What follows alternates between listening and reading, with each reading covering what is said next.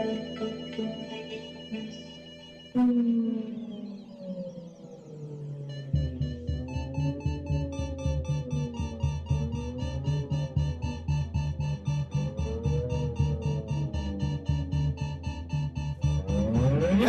ladies and gentlemen. Welcome to the Geekverse podcast. This isn't an official episode. This is just hanging around in the boats, somewhere out there. We weren't expecting to do this, were we? Well, not really. We hadn't decided, so I don't know. I am the man who owns the 16-year-old dragon with a great boat, the Tommy Wiseau. And then the boat's called the Wiseau. That's a good name for a boat. That brings it all That's together. a great name for a boat. I am the #1 fan of Denny, Dylan Less. I love Denny. Oh, that person's mad if you heard that car horn. Where'd you park, Taylor? Near that fish and chips place. That's where the honky was coming from. Well, don't say that. Now people are going to echolocate my house and break in. I am the you motherfucker, Taylor Field. That doesn't even make sense, but It worked. It doesn't work. It was a quote. If you From haven't, 2 movies at once. if you haven't guessed by the title of this podcast or our nicknames, we are reviewing The Disaster Artist, the film that is kind of a biography on The Room. Right. Before we get into that, we have some housekeeping. This weekend or Monday, I don't know which one, I have to look at the schedule, but sometime in the next 5 days, the Star Wars Force Awakens commentary track will be dropping. Mm-hmm. That's like the official Geekverse episode, kind of, in a way, So Yeah. December's a little all over, but that's the official Geekverse episode. Mm-hmm. So it's us three, the GV3, The GV3. watching Star Wars Force Awakens. It's a lot of fun. See what we think about it, a few years later, Yeah. That was, because we watched that, a very long time ago. Mm-hmm. Comic-Con. That's why if you go to Patreon, you could have got that months ago. It's a big behind the scenes. $1, $5, great content. And then next Thursday, Last Jedi review. It's almost here. It's less than a week away. That's fucking nuts. So that one we'll be doing the night of Thursday. It's a big one, so we want to get that out there. And then the week after that, I think will be our last newscast, something to do with that. We are going to do a podcast about Marvel and Disney buying Fox. So I'm not sure if that's going to drop before they officially buy them. After, we have no idea, but the rumor is it's happening next week. So at some point, whether it's before, after, during, we're going to drop some podcast talking about that, and then we have something really special planned for a part 2 of that. And then finally, we'll have a bloopers episode dropping out. So that is literally the rest of our schedule, and then we're done for the whole It's a fun month of episodes. It's a little untraditional, but it's quite fun. I feel like December's always like that. I know. But December's always like that for us. It's a hectic families. And then, Taylor, you're also dropping one other non-podcasting. What's something you could find on the YouTube channel? It'll be, did you post on Patreon yet, or is it still to come? I thought you did say I'll be posting on Patreon. I don't know how to post on Yeah, Patreon. I will do that tonight, because I got to post Iron Man 2. Go for $1. You can get some Tomorrow Retro. You can get Rod or Not. Yeah, it's amazing. We've consecutively kept up with another episode of Raw or Not. I won't say the name because it's a cool name, but it's the third. That's why you should say that. It's the third episode in this series, and I can't believe it's been so consecutive that we released it. But yeah, that's gonna be so consecutive. It's so consecutive. They released 2 in back-to-back months. It's so consecutive. Where episode 2 didn't come in 6-7 months. 7 months. I looked on YouTube. Wow, 7 months. that's almost a whole fucking brutal. year. It was worth it. But now episode 3 is here. Episode 3 is here, and you'll get on Patreon this weekend if you want. That's some good only stuff. $1, great content. Only $1. Or Pocket if change. you don't have $1 and you want to wait it out, I mean, that's unfortunate, but I understand. It'll be out. He's very hurt. The week, Yeah, the week after Star Wars. exactly. Yeah, Right in sorry. time for Christmas. Because can you at least say it's a Christmas-themed Rod or Not? It is extremely Christmas themed. It's So- like Martha Stewart threw up. Okay, on the set. Throw up okay on the set. But no, I haven't watched it. But I'm looking very forward to it. We got some exclusive sneak peeks at that because we own the channel. But, so we are reviewing the Disaster Artist. We're going to jump into this. So, I guess if you're new, we're not going to do the traditional review. But if you're new, usually if you look at our channel, you can see past few weeks it's been, Star Wars topics, Justice League, Marvel retrospective. We get into very much of the geek culture. This is the time of the year where you'll probably see a bit more different reviews. And every once in a while there's different reviews because I watch some weird stuff here and there and you got a Transformers thing. But lots of, around this time is not so geek-centric. Last year I did almost every Oscar movie. I plan on doing that again this year, whether it's by myself or you guys plan to join me for some of these I'll be movies. there, Like Shape of Water and stuff like that. So, and there's some like Lady Bird I'll watch for you because Lady Bird. Yeah, but so this time you're going to see a lot more, I think, non-traditional geek movies being dropped on the channel, but some good quality. Oscar season's here. They drop a lot of movies that are talked about, a lot of prestigious movies that are anticipated the whole year by the film community, and I'd say this is probably the top of the list, or one of the top of the list, because this is a movie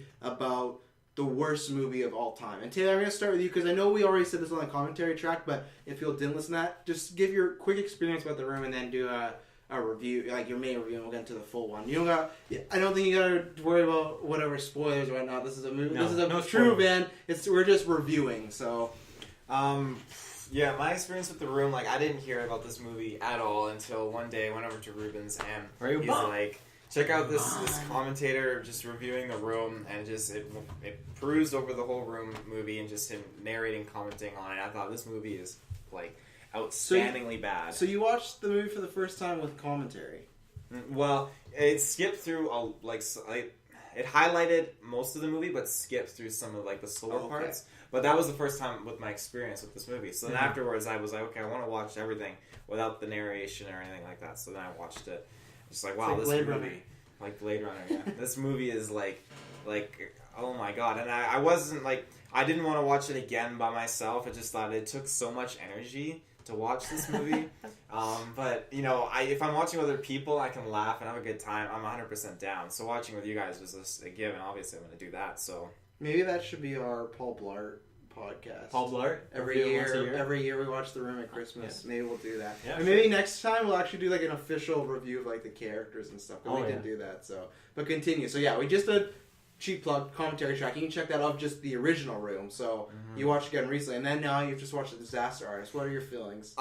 Yeah, I was very much looking forward to this. My feelings overall, I think if you were to say, oh, let's get you to watch The Room to a person who hasn't seen either or, and you make them watch The Disaster Artist, like I feel like there's certain scenes like you wouldn't be able to tell the difference. I feel like like in my opinion, I think they did a perfect adaptation of the original. I'm like, and then they added that amazing James Franco twist and humor to it at the same time. James Franco humor to it. Yeah, so very good. Nice. My experience with the movie is a bit different because I just saw it for the first time last week when we did our commentary track. I had, of course, seen the memes on the internet, like the rooftop scene. Yeah. Much talked about film. You see, if you have the internet, you'll see at least something about The Room. Yeah, like I feel like the first time I heard about it was like a couple of years ago, and then it's kind of just been picking up popularity ever since then. And when I first watched it, I don't know, I guess I didn't know what to expect, because what do you expect from the worst movie of all time? You can't really know what to expect. Yeah. But it just delivered on so many cylinders. Like I was so surprised they had like 3 sex scenes in the first half an hour.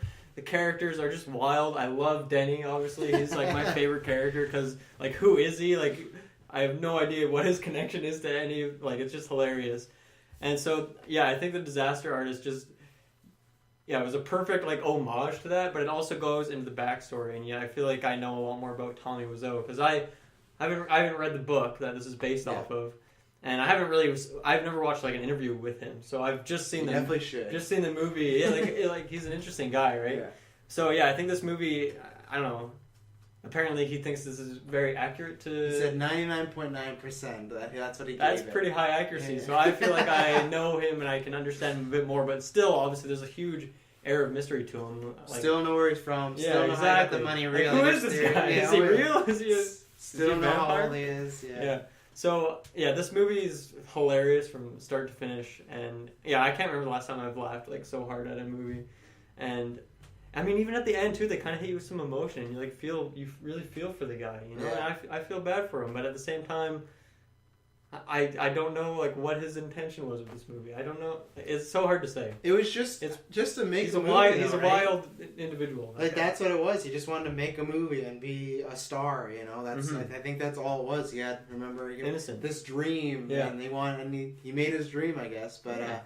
Yeah, so for me, Room, I'm a big film buff, so obviously this is a film you hear about. I told the story on the commentary track, but how I had learned about it originally was one of the seasons of Dexter. I'm a big IMDb forum person. We talked about the Saw, and I was on there, and everyone was they're saying who should be the next kill in the next season, and a bunch of people are throwing out Tommy Wiseau, and I just think like, oh man, like this guy must be a good actor. And I remember clicking his picture and feeling like, oh, that looks like a weird individual. I don't know if he like would fit this show and everything, but I'm like, oh, maybe he's really good. And then I understood that, oh, it was a meme before the meme, because just lots of people are throwing out as a joke. I look at The Room, I look at the reviews, I see all the internet stuff like awful movie, blah blah blah, and then I watched it. And I think at that point it was on YouTube, and this was like in 2006 maybe, 2006 or 7, whenever Dexter was going. I can't remember, 2005 maybe even. No, that seems really early. Probably later than that. Yeah, but, I think 2008. Whenever Dexter Round started, that's when I found it. And that was still a few years after, but it had this like cult following already. So it was like, I was the same thing. What are you going to expect when I watched it? Watched it, had a great time with it. I don't think you can watch that movie and not have a great time with it. It's so awkward. It's so great. It's magical, but in like a dark magic way. Like not the way when you see like, oh, this. You know, when I saw Star Wars Force Awakens, like, wow, this recaptures my child. This is just like, how can you get all, like, I don't think you could ever recreate this, like, they say it at the beginning of this movie, like, recreate this set, recreate this moment, like, what this film happens and what happens in it and how it's shot and how it's filmed and the sound editing, like, everything you would just think would go wrong with the film, it's like that plus double. And for the Disaster Artist, for me, I think it's easily in my top 3 favorite movies of the year. I think for me it goes Logan and Blade Runner kind of go back and forth. And I honestly think Disaster Artist is next because I really enjoyed it. I agree with you.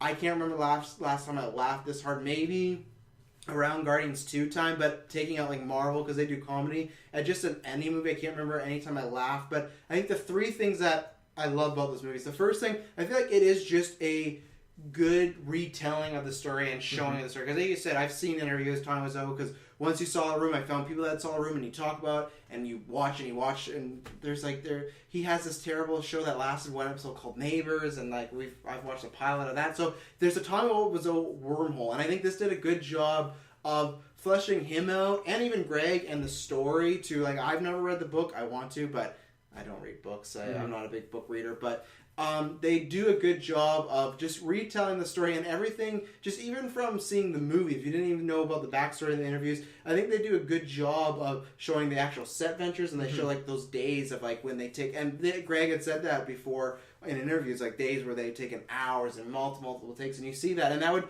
all this stuff to make sense of why this movie could be so bad, right? Like the girl that plays the mother literally faints before she's about to do a scene, and they don't have water, so it's this thing of like, well, yeah, people would be doing terrible performances because of all these situations. So I think it is a great retelling of just like the Room portion. I can't say on the personal stuff because I didn't know them personally, but the Room stuff, that seems, and that matches with a lot of rumors we've heard over the years. The second thing is, I think, we talked about this when the trailer came out, I think the best part about it is that it's an emotional movie, and it's a movie about friendship and about chase that dream. I've said this before, this movie could have easily just been a punchline about Tommy Wiseau the whole time. And the movie ends on a high note with showing that, hey, you know, this guy made a film that was critically panned, everyone laughed at him, but him and his friend made it a positive. I mean, didn't want to talk about this car. Like, I love that reel showing him at all of these screenings. Like, we looked up the other nights, there's a screening for like every month in all these different cities. Like, they're making money, they're doing stuff. Like, and like I said, Tommy Wiseau's going to be staying at the Oscars probably this year in like a skit or something. Like, he's definitely made it, and that's what the biggest core of the movie was, the friendship. I like that we didn't get to the movie, the actual Room, for maybe 30, 45 minutes, somewhere in there. While, yeah, and it didn't feel like it was a drag. I could have watched, even if the movie was just about Mark, it was about Greg and Tommy, I could have watched that movie even without The Room, because that was good. Like, seeing them just become friends, and seeing like Greg being really nervous and not believing himself, and Tommy just was showing that confidence in him. Then with the girlfriend, all this, like, that was all great.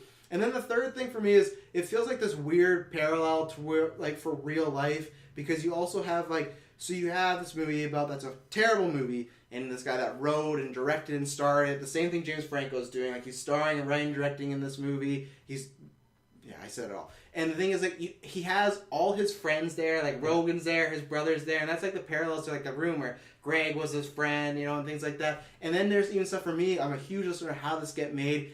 All 3 hosts of that podcast are in this movie, and they talked about The Room extensively a few years ago. I listened to the episode again today. So it's kind of this like really meta movie. Like, it is about The Room, but at the same time, like, Judd Apatow's in there, and that, like, like he has such connection to James Franco that it's this weird. It's this weird kind of like that thing of like layer. It's when you look at a picture and it's like a mirror, and it's like when you see all those mirrors go like when you see a bunch of them going down, like you can never see the end of it. That's what this movie felt to me. Like this was like meta on top of meta, and it all worked. But yeah, for me, I love this movie. It was very comedic and like I said, not funny at like laughing at Tommy. Of course, there's times where you laugh at the situation, but it never felt like they're trying to. Even the scenes where people laughing at him, they show it from his perspective. Of the scene I loved the most was.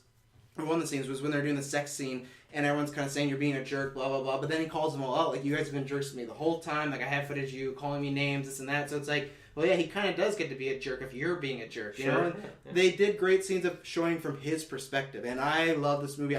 This is a movie, the second I left, I wanted to watch it again. I could watch James Franco's Tommy Wiseau all day long. And the best thing is... we were talking about this after, but I would love to see a full movie of just side by side. Yeah. The entire thing. Like, that'd be so entertaining with this cast. Yeah. And the last show, James Franco does a phenomenal job. I hope he gets nominated because he does really sink into the role. There's times where, like, I do forget it's James Franco. You just feel like you're watching Tommy Wiseau. And that's good. It didn't become a caricature. It didn't become a full-on joke. He always felt like he was playing a real a real Tommy Wiseau. I can't say a real person because Tommy Wiseau is definitely a 1 in a billion type of person. Yeah. But he felt like Tommy Wiseau and crazy. So, yeah.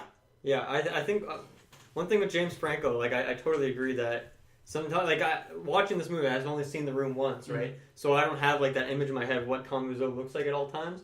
And I forgot what he, like, I couldn't really picture him in my head. I was just picturing James Franco. Because, like, it's just, like, the little way, like, things he did with his eyes as well. And, like, the blank stare. He had the body movements down. He had everything. Like, he was... Yeah. He's super weird. And the thing with James Franco is, like, it's always, like, his smile and, like, you know, the dimples, like, whatever, on his, like, eyes. That it's, like... You know, you can always tell it's James Franco just the way he laughs. Yeah. But even, like, there's only a couple moments of that in this movie. I feel like he's, like, into that character the whole time. And changing, like, his mannerisms that are, like, recognizable. Like, oh, that's a James Franco thing. And then it's funny when you see Dave Franco and other things, you see, like, the same sort of, you know, mannerisms that they have. Yeah. But, yeah, they both kind of, like Dave Franco, too. Like, how good is that guy, man? Like, he was good. He's getting, like every movie I see him in, he's amazing. I've always liked him, but I've never been blown away from him because I think he's just in comedies. But I really liked him in this. I like the scene that they had at the football field when they're calling each other out and everything like that. And before I throw it over to Ted, the last thing I got to shout out is too with James Franco. The thing I loved about was we don't get to see Tommy in at all in these desperate moments. Like we just know him from interviews in the movie, right? So for me to nail those scenes where it's like when he sees Greg talking to that girl, and you can tell he's really bummed out. He's like, "Let's go! Like this place sucks. Like the bar's stupid." Like he does a good job of it. It switches. It's no longer that Tommy we've been watching that we've known for a while, or just that you've seen the images of or the personality of. But it still feels like him. There's not a disconnect of oh, he's really dramatic in this moment. It feels like this is how he would. Like it feels like it's following the path of how he would actually act.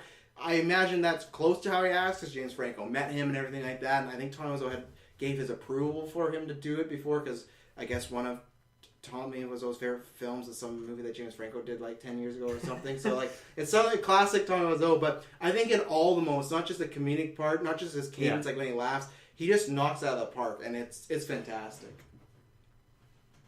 I think that James Franco was absolutely perfect. I don't think anyone else could have, delivered in this role. I think, except for Tommy. Except for Tommy. Imagine if they made the Disaster Artist with Tommy Wiseau still playing. That'd be wild. They should make a movie about them making this movie and just keep going back and forth. They should. That'd be cool. That's an idea right there. I'll play Denny, please. No,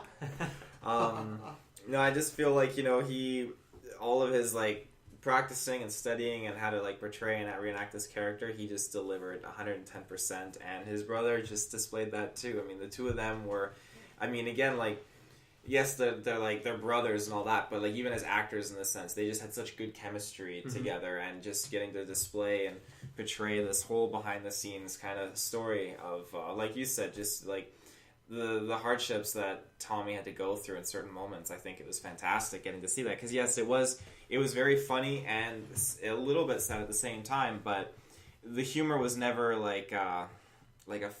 forcing you to laugh or just trying to get a rise out of you. It was just you were laughing at the situation, as awkward or as sad as it was. And it just, he totally fits. Like, I think that, I would be totally down to see Tommy Wiseau reenacting these scenes that James Franco did. Oh God!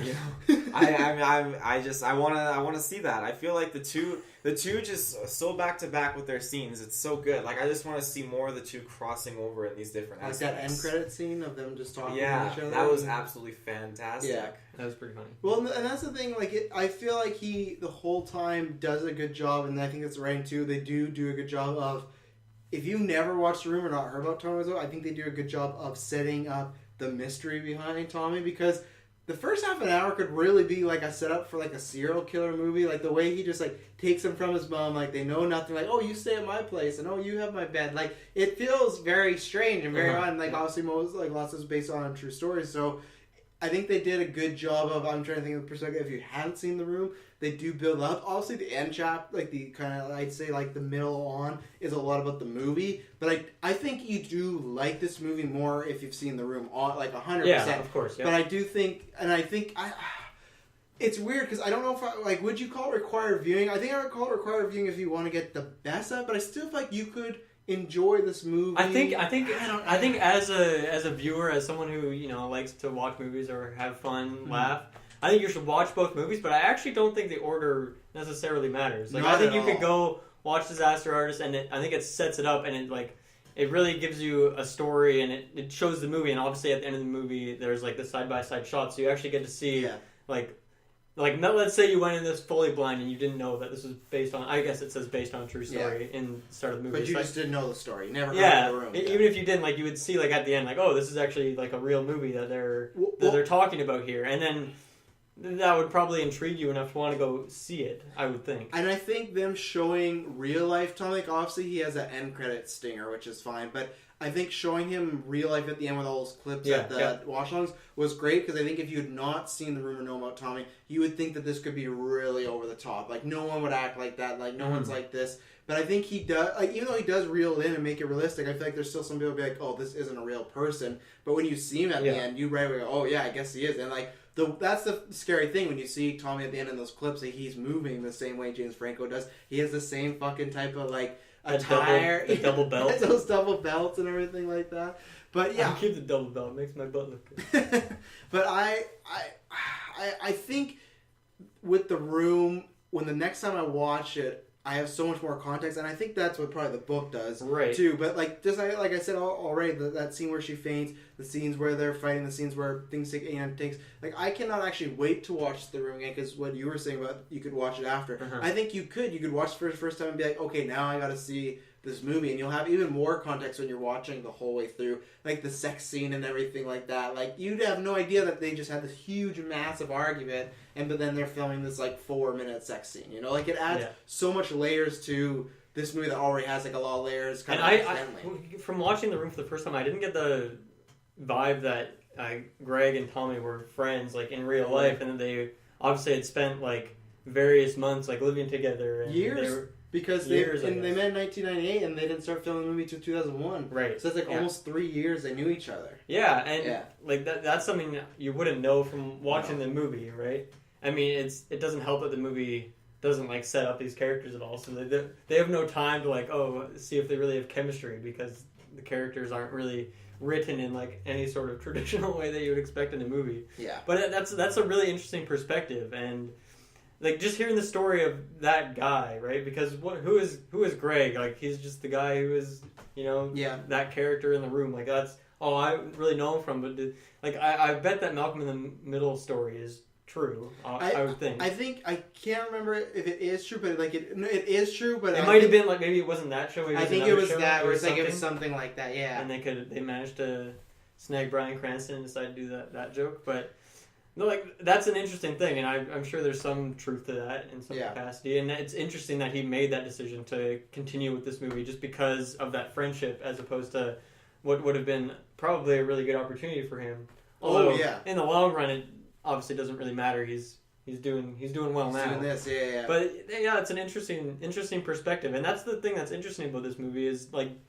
And you mentioned this too after the movie, like Dave Franco gets first billing, and it really, obviously it's based off the book that actor wrote, so that makes it makes sense from that perspective. But it's like that guy is so important to this movie as well, right? And everyone always just, it's Tommy Wiseau. It's there when you start the movie, starring Tommy Wiseau, directed by Tommy Wiseau, produced by Tommy Wiseau. He does everything. You'd think. Like, I had no idea that Greg had any more importance than any other actor. And this movie really sheds a light on that in a really positive way, I think. And I think he was a good guy, because even though I think Franco hit the nail on the head perfectly with Wiseau, I think he can't really be your full-on guy throughout the movie, because he would almost be like a, what the fuck do they call it? Like it's not the right term, but like an untrustworthy narrative.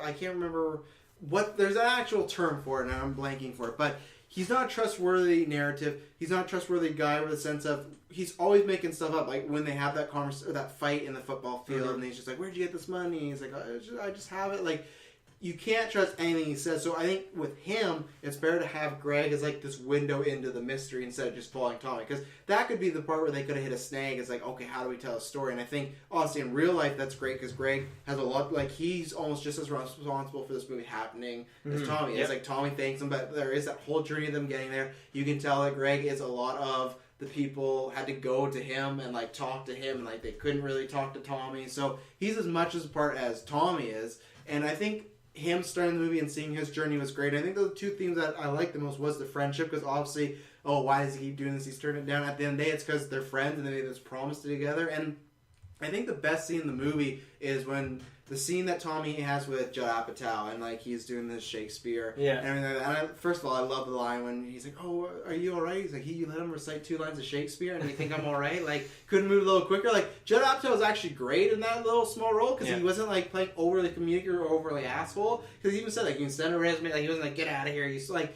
they made him like a normal guy, and he said like, "Hey, you're never gonna make it." And in the trailer, it looked like it was a asshole line. It is, but it felt more like, "Hey, I'm letting you, like, you're not gonna make it. Like, do something else." But that scene when he's talking about like, "Oh, this town doesn't want me. They don't want my vision and everything like this. No one likes me." And I think, to me, that's my favorite part, because I think we've all been there. Whether it's like there's a girl or someone you're interested in, or a job, 16-year-old dragon, 16-year-old dragon, or you want to do something with your life, whether it's something artistically or just something in your life. We've all had that moment where you've doubted yourself, like, and you feel so down. You feel like, I can't do this. This isn't it. And we all have that friend like Greg that's picked us up. And maybe the friend's out there. Maybe that's yourself. But either way, I think that really set the stage for what movie we're getting. Because at that point, it was very comedic and there's some emotion. But when that hit, that to me is when it turned in from like, I'm really enjoying this movie to like, I'm loving it. Because it was perfect. Of just, no one wants me. We've all had that moment. And I think that was fantastic. The pinky swear. They made a pinky swear not seem cheesy. It is cheesy, but it does feel like this actual friend bonding moment. Well, because they kind of touch on, like, Greg has a line that's like, what are we, 10? Yeah.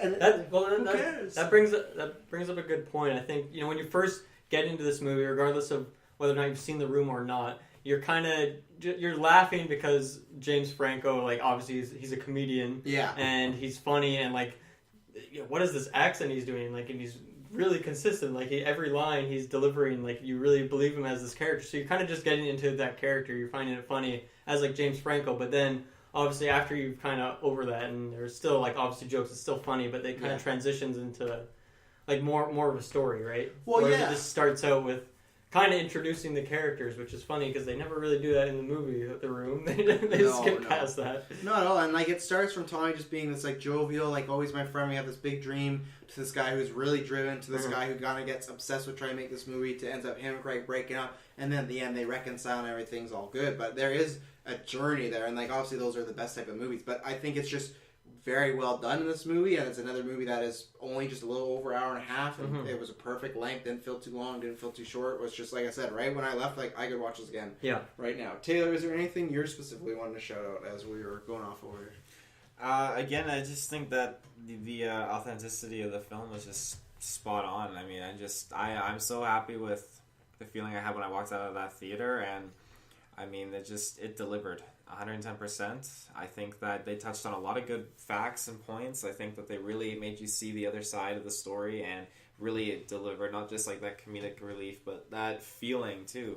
And that's perfect. I think that the movie that was just kind of like mocked and memed or whatever, I think that it did such good justice for the film and towards Tommy Wiseau as well. Mm-hmm. And I think when you talk about being like mocked and everything, I think this is a good thing that shows how much can go into a film, just even as small as this, even though it's a $6 million budget. Like, making a film is tough, and they show that constantly throughout the movie. And yeah, there's some things like maybe Tommy didn't have to go and build the whole entire set, but that's what he wanted to do. But just other things of certain doing takes, like, yeah, he wants to be an actor, but just stuff like he couldn't do the takes right, or they show Greg like he can't. For the first half of the movie, he really can't act, and they have that great diner scene where he's like, it doesn't matter about these people, like, just act, like, it's in you, let the intensity out. Like, I think they all get great character moments. Yeah. I love everything that does happen in the set, like, everything that's going on there, and I do like at times they make Tommy kind of feel like a dick, like that, like I said, when he gets in an argument, and he's talking about that girl, and she has the pimples, and he's like, gotta get makeup on her, and Paul Scheer, who hosts How This Get Made, like, he has that moment, he's like, you're embarrassing, like, this girl on the set, like, you should, like, yeah, that's a cowardly move or something like that. And it's a really dramatic scene. There's not really any comedy to it, and I think that's the thing that I knew it was going to be funny, and I thought it could be emotional, because I thought, okay, this is a story about a guy who has a film that's coined the worst film of ever made. So, like, okay, there could be some emotion because you're going to feel bad for this guy, right? But I never ever thought it was going to be that dramatic, and that, to me, was my favorite scene. Being dramatic was when they got in this huge argument, because it legitimately didn't feel like any more Tommy was a funny person or like a meme or like a joke. It felt like another scene where he felt like a real person. Like when he's arguing with Greg about like, I put all this like money. Passionate. Yeah. Oh yeah, and he's like, oh yeah, like I've spent $5 million. Greg's like, what, $5 million? Like, yeah, and you betrayed me. And like, obviously it's kind of, you think about like, oh, the whole movie, Rooney's talking about being betrayed. But in those scenes, I wasn't laughing. I wasn't anymore, like, even though he still had the same cadence as Tommy, and he was still kind of misspeaking, and he would say stuff in a funny way, because he was serious, like you said, passionate. That wasn't funny. I think that was another thing, because I don't know.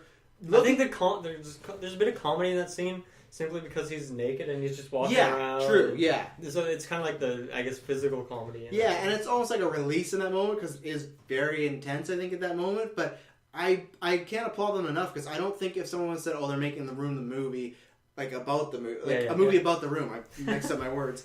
Like, I know where you're going. Yeah, I don't think I would have thought it could get to that dramatic heights. You know, I thought it was always going to be comedic punchline, maybe a little emotion, some scenes of like levity as far as getting away from the humor. But I wasn't expecting that. It was a nice change of pace, I guess. But I guess just for what my mind had, like what I had in mind for the film. Yeah, I think I was expecting there to just be like straight up more like shot for shot kind of scenes, or them like recreating scenes, as opposed to like an actual story going along with, or like character development and all the stuff you'd expect from a good movie. Oh yeah, and both like they make sure both him and Greg feel like they have this journey through the whole thing, you know. And the other scene I forgot to show when he was being a dick was that scene when they talk about the beard, and when he just says that thing of like, oh, you're gonna make me do this. He's like, well, I leave it up to you, or whatever the line he says, and like he ends up shaving the beard. So there's some great tension in between that, and then you really do. And that's the other thing, in lots of comedy movies, not all of them, but a lot of these type of movies, they always do like some sort of breakup between the main characters, and so many times it feels forced. Like, they just need some issue to come back. It didn't feel forced at all. It felt like this was a legitimate reason. Greg has a shot to become, get a little stardom, a little fame in a role on a popular TV show, Little Malcolm. Yeah. And then, like, he shoots him down, even though the whole movie Tommy's been wanting him to be an actor. He's like, oh, you got an agent, you're a big time star. Like, he talks him up until he feels like he's fine with Greg being successful, unless that means he's gonna leave him. And that was another good thing that showed. Like, he really needed Greg. It's an interesting aspect of the story, because he wrote the script for this movie, and like obviously Greg was the only one who saw the full thing. By the way, too, that was real in real life. No one else. They always were trying to get pages and whatnot, but he would give them pages or tell them dialogue. But Greg was the only one that saw the full script. Interesting. Yeah. What was that line when Rogan's like, "Oh, can we see the script?" And he's like, "Don't be so." Everyone wants greedy. To see it. Everyone wants to see it. Just their looks on their face, like, oh, okay. He's like the script supervisor. He's like, man, who is this? Where was I going with this? I had something to say. I don't remember what I was going to say, so instead I'll say that I love Denny or Josh Hutcherson, as I pronounce it, casting, as Denny. Yeah, he had that like childlike wonder or ambiguity or like confusion to him, and he had like that perfect look and like that smile on his face. I love that recreated scene of him just jumping into bed with him. And clearly I love that character. He was in there minorly, but that scene of him and Zac Efron together were great. Like, yeah, Zac Efron, I love that guy. Great choice, and that's hilarious. That's where the best thing was, like you said, Taylor, earlier, talking about the comedy. It wasn't like punchline after punchline. Just that scene in general, like you have Zac trying to get like really freaked up, and Tommy's like, he's a monster, and like just little line you throw, or like at the beginning was like, oh, don't stare at the crab, he's shy or whatever. And it's just this fucking toy crab. Like they're just throwaway stuff, but it always it just kept hitting you with comedy, but it didn't feel like hitting you over the head. It just felt like it was just laced with comedy throughout. And that Josh Hutcherson, great pick as Denny. That was perfect casting. I think he really stole that scene too. Like literally when the cast is there and Tommy Wiseau's talking to them. James Franco's talking to them, but then all of a sudden you just see him. It's the shirt, it's the hair, and you're like, who is that? Oh, it's Josh Hutcherson. And he's fucking perfect. Yeah. I mean, even in the theater when they're watching the movie after, and he's looking around over his shoulder, and he's got that fucking smile on his face. Well, I think you bring up the other thing, too. I love that scene where he talks to the cast, because that's the thing that's been rumored for a long time. That Tommy he built the set because he wanted to be like a Hollywood movie. And you do get that vibe throughout the movie, because even when he said he's doing that Shakespeare Apatow's character, and Apatow says some line like, oh, this is not how you do it. And he just desperately is like, how do I do it? How do I become a star? Yeah. Like, how can I start working with you? And you do feel out the whole way that he is just trying to live out his dream. He doesn't feel like he does wrong, but he doesn't ever feel like he is being... He is selfish, but he doesn't feel like he doesn't feel like he is selfish. You know, like he wants to make this movie. He's saying like, you're in a big movie, and like even when they're doing the casting call with all those girls and everything, like it doesn't come off asshole-ish. It comes off like he's like, you're a great actress. He says that to multiple people that don't get the role. You know, like he feels like he has a passion for film. Obviously, it gets a little twisted near the end, but just that speech. It's a terrible speech he gives to his cast and crew. Doesn't make sense, and he just ends it with the room, and like it's just like they're like, yeah. Well, yeah, that's the thing, right? He's just like in way over his head, but nothing ever seems to stop him. Like it's just this weird quality that very few, like you were saying, 1 in a billion, like people seem to have. Where I don't know, he's one of a kind, right? Mm-hmm. And no one else can really.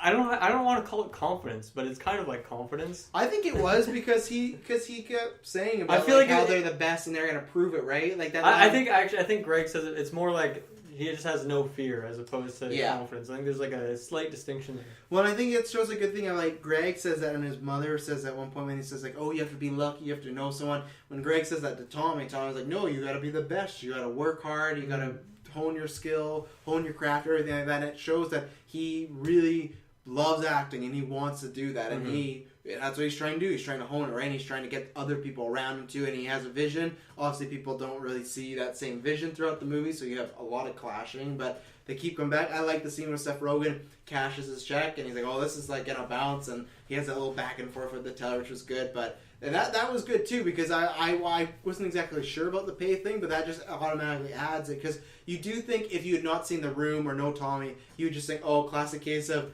creepy, maybe questionable guy. Of course, this money's not going to go through, and but it's like, no, every time it's like, oh, he has this place. It's like, is there any catches? No, he just owns this place in Los Angeles. Yeah. Like, oh, he has this Mercedes. Okay, like let's go. Like, I love all these like levels that he gets. And it's funny, those things like in most movies would obviously be like a plot hole, but in this movie, it's just like part of the intrigue, part of the mystery of this guy, because that's just the reality of the situation. There's actually a guy out there who that's the case. No one knows how old he is or where he's from. Oh, I know. The fuck that accent is.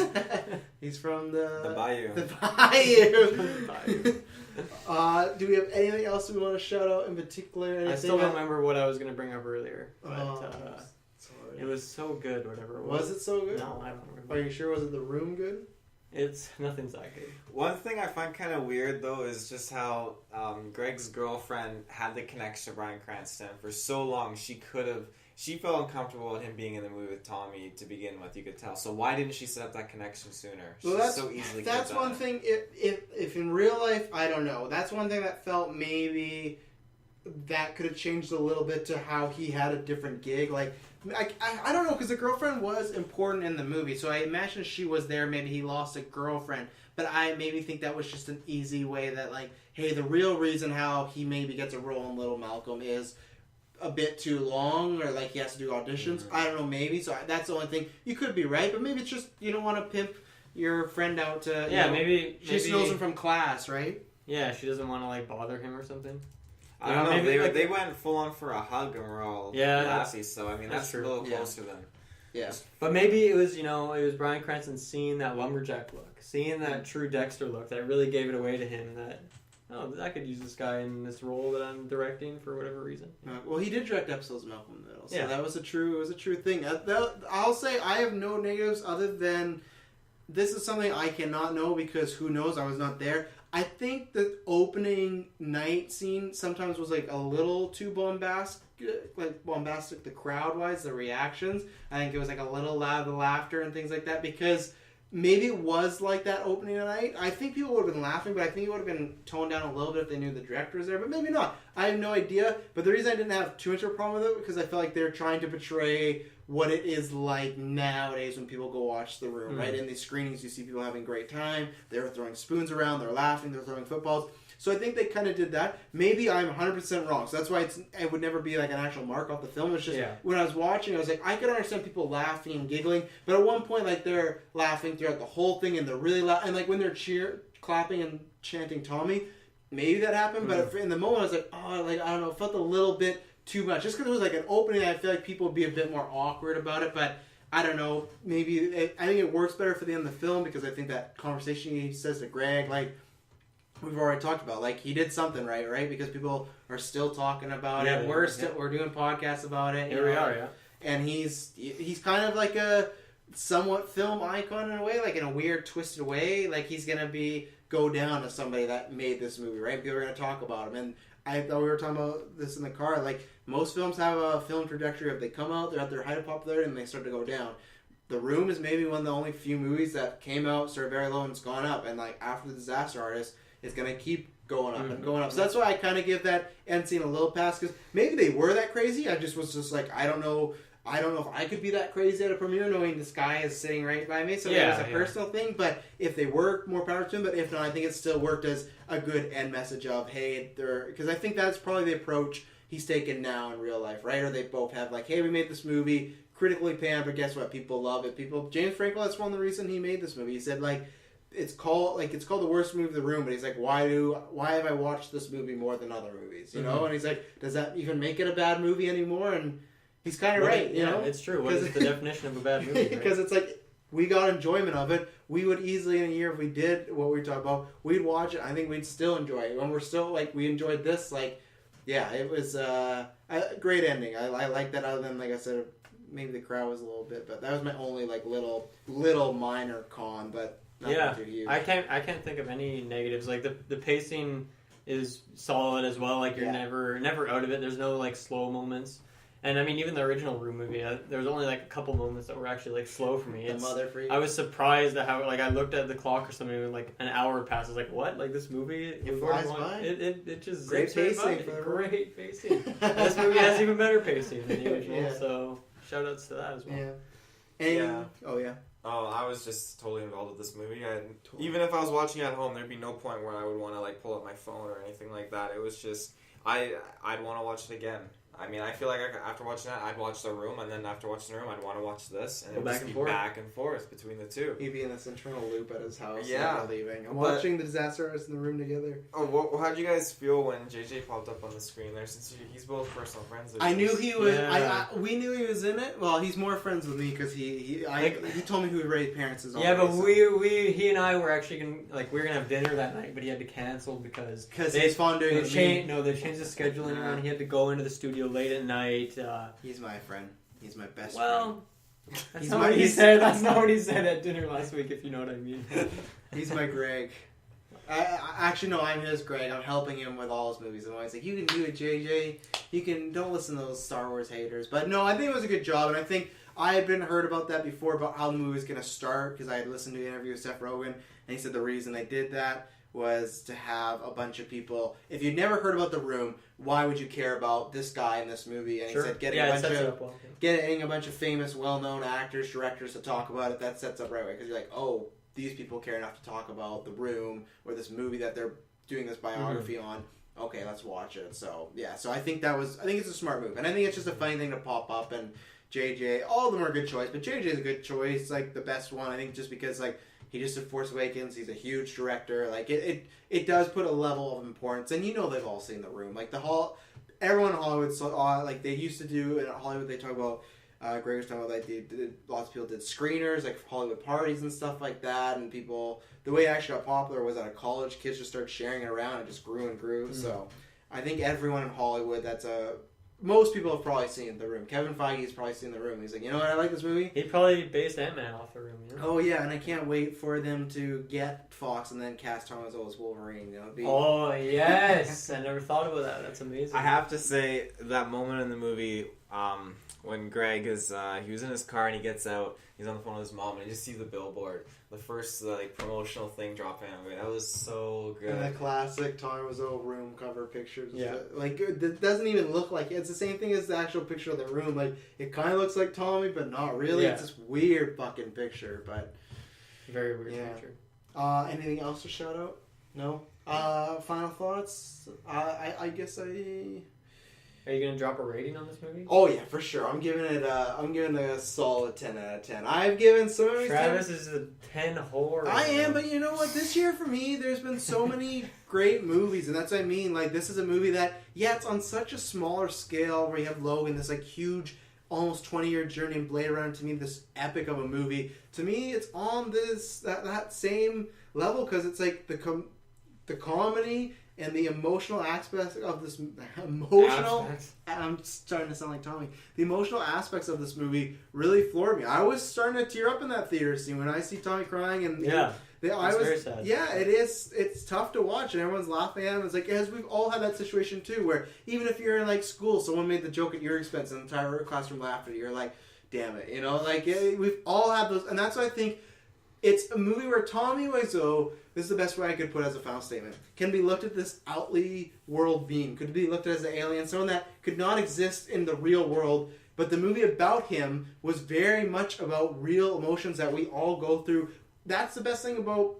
I've never fought a giant ring in the sky. I've never had to find out if I maybe or maybe not am an android. But I have had aspirations, and I have liked a girl, and I have wanted to do stuff. And there has been all times where I've been torn back and like, you can't do it, or someone said, no, you can't do it. You lose a job, you lose a girl, you lose this, you lose that. And that's what this movie was about, was just kind of powering through all that, and trying to chase whatever your goal was. And in this case, it was their dream. And yeah, I'm a little biased because like I want to do film too, so touch me on that aspect. Same thing as like La La Land last year. But yeah, I thought it was phenomenal. I think 2017 is a great year. Me and Dylan had dinner before, and we were talking about we do the Golden Geeks next year, and we look at our 5 best films. And last year was like really easy for me, like, oh, that's there, that's there. This won't be in the Golden Geeks because it's not like a geek horror sci-fi movie. But even in my particular list at the end of the year, it's just there's been so many movies that I enjoyed thoroughly, and this is another one that, for me, it's like a Logan, it's like a Blade Runner, it's like a It. I could watch it and then watch it again right after, and love it. And it was phenomenal. I couldn't ask for anything. Performances were great, humor was great, emotion was great, acting was great, the whole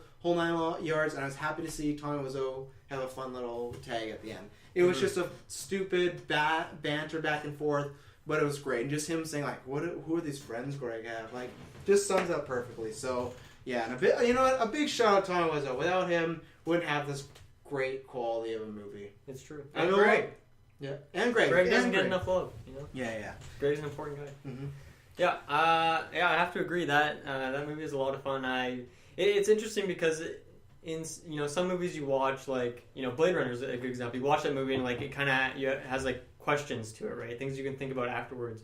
This movie does too, in like a super weird way. Like there's questions of like, who is this Tommy guy? Like, what is going on here? Like, more important than Blade Runner or Infinity War. Is this guy an android? Like, what's going on here? It's very confusing. Oh, higher. But it makes you like, I want to watch this movie again, and it makes me want to watch The Room again as well. So yeah, this movie, I feel like we just heard about it like a month ago, and now it's out. Like, I don't know. It's been in production for quite a while. But like when we first talked about that trailer, like that's the first time I heard about it. They don't really release, for Oscar movies, trailers are they release them pretty close. So yeah.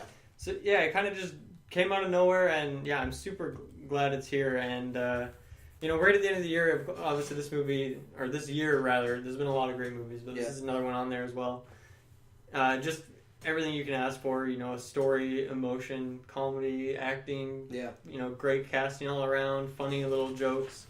and informative too. Like I feel like I learned some stuff from this movie about mankind. Mm-hmm.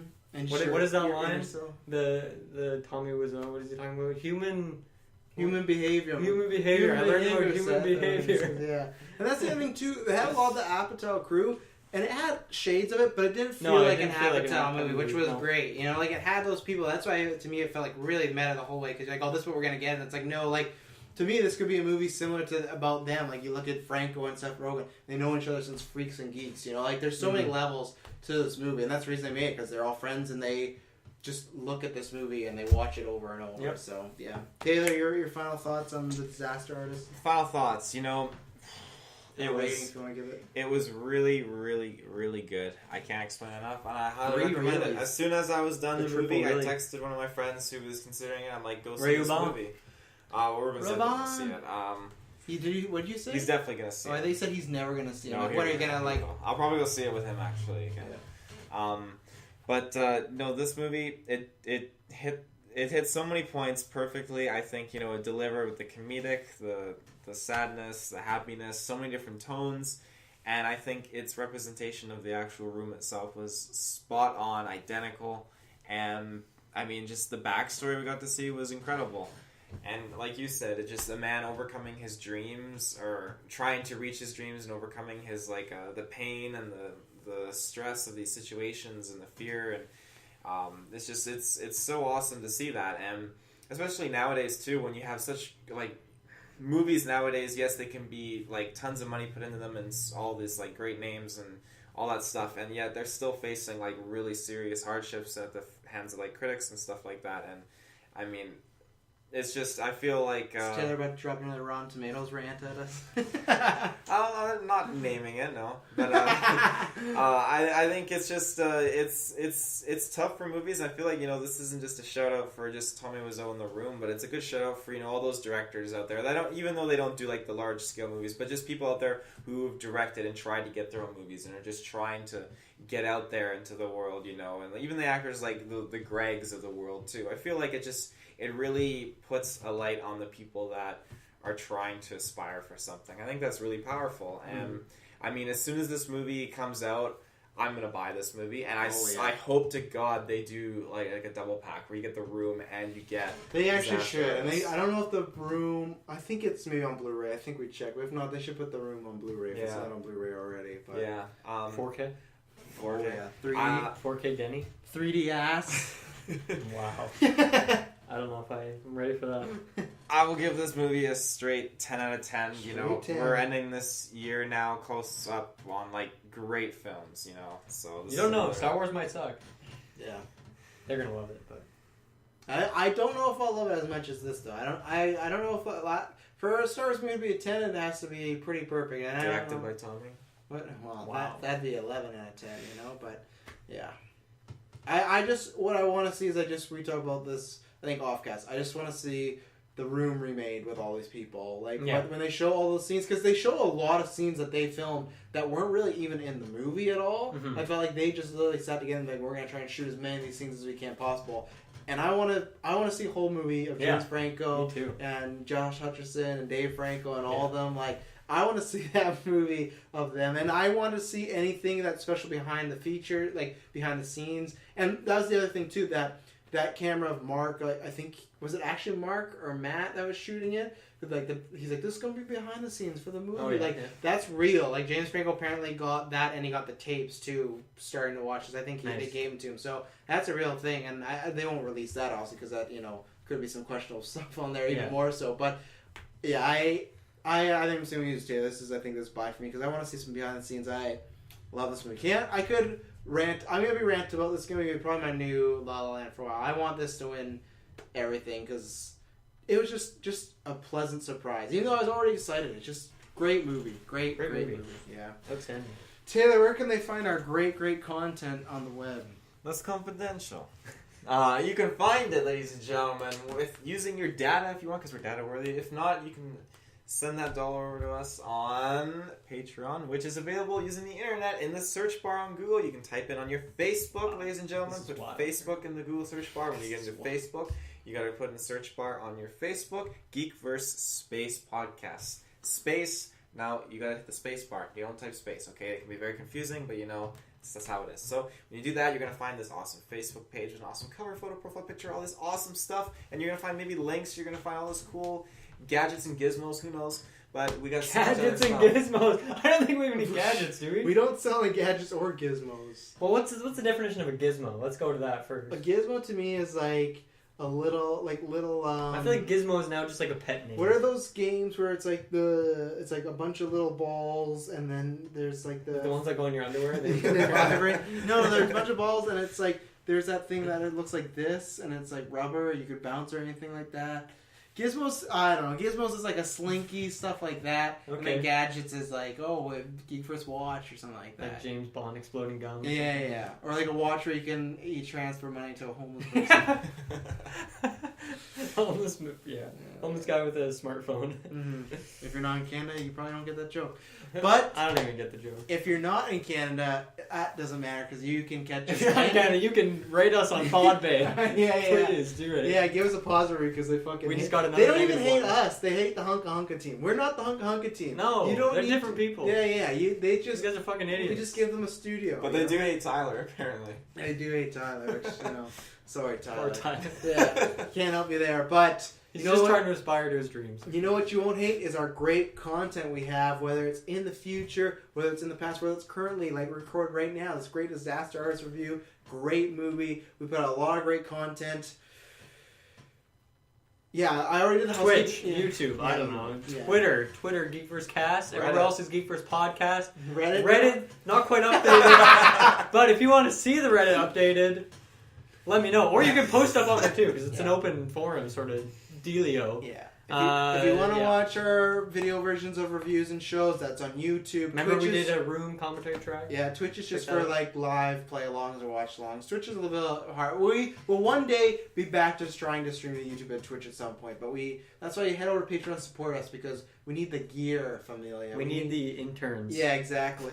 No, we don't need interns. We need interns to do this we stuff got enough for of us. those. But yeah, and then for podcasts, go to SoundCloud, go to iTunes, and if you don't have any spare change, you know what? There's change over there that's been sitting there collecting dust. Yeah. You know, it's going to get rusty. It's going to get rusty. You don't want that rust in your hand. Give that to us. Crusty. Send it to us. And if not, that's fine. Just please give us a like, a subscription, a review, hopefully a positive one, but we take any feedback because that helps. If you like what we do here and you have nothing to throw away, that's okay. We get it. Life is tough sometimes, but all you got to do is click a like button or subscribe button. That helps us a lot. That helps us spread the podcast. That helps us get more shows going on. So thank you very much.